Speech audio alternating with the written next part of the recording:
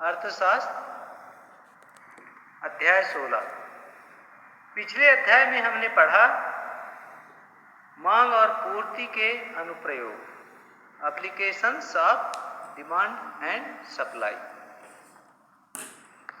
बच्चों वीडियो पूरा देखिएगा, वीडियो पसंद आए तो लाइक, कमेंट और शेयर अवश्य करिएगा।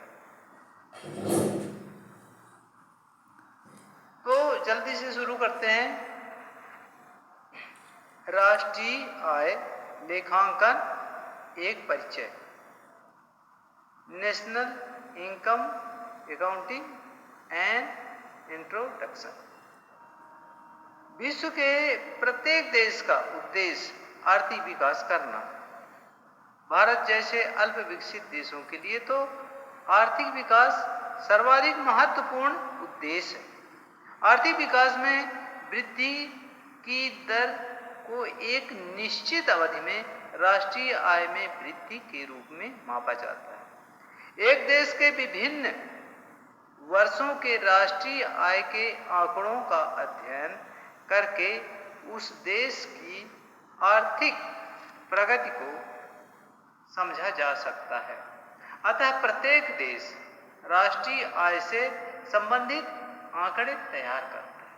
इसे राष्ट्रीय आय लेखा या राष्ट्रीय लेखा कहते हैं। राष्ट्रीय आय लेखांकन की परिभाषा एवं अर्थ। पॉल स्टुडेंस्की के अनुसार राष्ट्रीय लेखा विश्लेषण अर्थव्यवस्था के जटिल वित्तीय समव्यवहारों की प्रकृति की मात्रा और अंतर संबंधों को निर्धारित करने की एक विधि है। एडे, पोकाक एवं कूपर के शब्दों में राष्ट्रीय आय लेखा एक निर्दिष्ट क्षेत्र की आर्थिक क्रियाओं से संबंधित आंकड़ों की सुसंगठित व्यवस्था है। फ्रैंक डिजाइन के अनुसार राष्ट्रीय आय लेखा वह विधि है जिसके द्वारा सामूहिक आर्थिक क्रियाओं को समझा व मापा जाता है।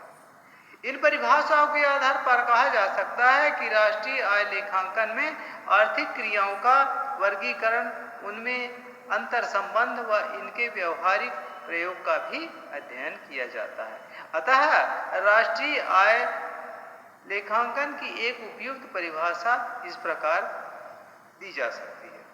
राष्ट्रीय आय लेखांकन एक अर्थव्यवस्था के विभिन्न क्षेत्रों जैसे कृषि, उद्योग, परिवहन व संचार, व्यापार, बैंकिंग एवं लोक प्रशासन आदि में उत्पादित अंतिम वस्तुओं एवं सेवाओं के मूल्य को दर्शाता है।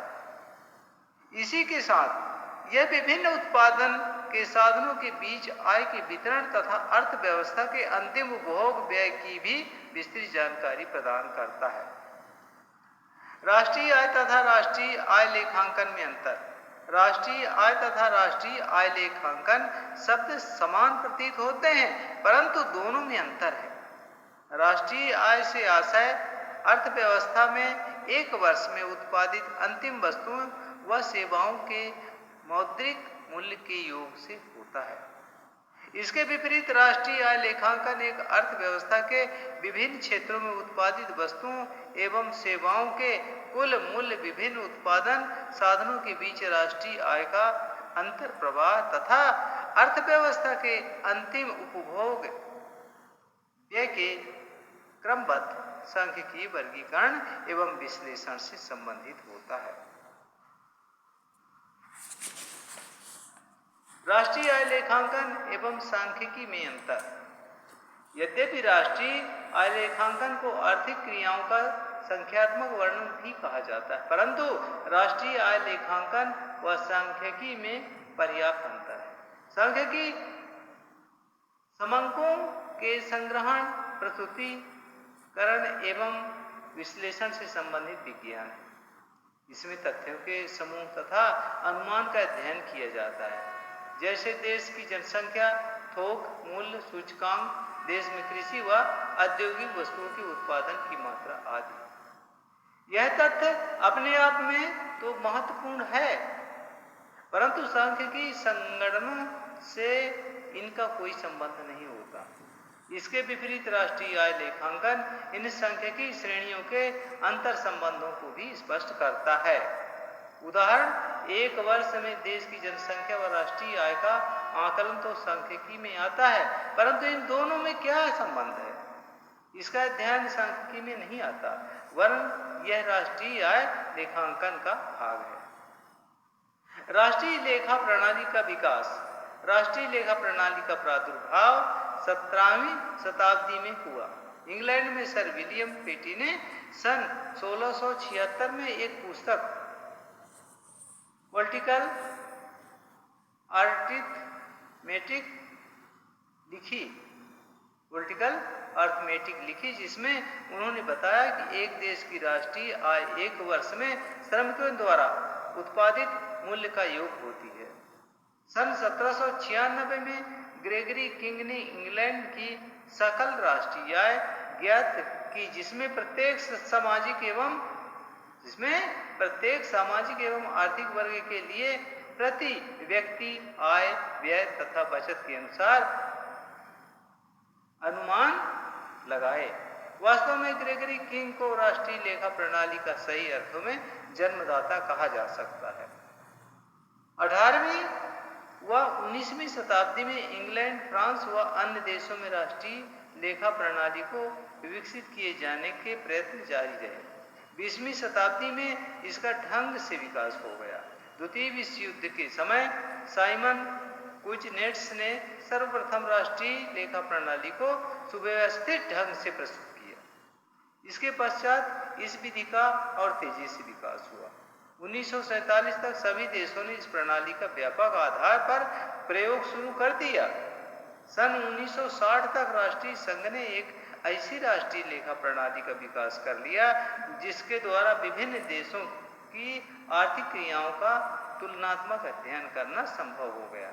इसे मानक राष्ट्रीय लेखा प्रणाली कहा जाता है। भारत में राष्ट्रीय लेखा प्रणाली का विकास। भारत में स्वतंत्रता से पूर्व कुछ राष्ट्रीय आय के अनुसार व्यक्तिगत आधार पर लगाए गए, परंतु इन अनुमानों में अवधारणा संबंधी अनेक दोष विद्यमान थे। अगस्त 1949 में राष्ट्रीय आय समिति का गठन किया गया। इस समिति ने सुव्यवस्थित ढंग से राष्ट्रीय आय की गणना का कार्य आरंभ किया। सन 1950 में राष्ट्रीय न्यायाधीश निदेशालय का गठन किया गया। इसे राष्ट्रीय आय के अनुमान लगाने के लिए कुछ अतिरिक्त आंकड़ों को एकत्रित करने का कार्य सौंपा गया। सन 1995 में राष्ट्रीय आय की गणना का कार्य केंद्रीय सांख्यिकी संगठन CSO को सौंप दिया गया।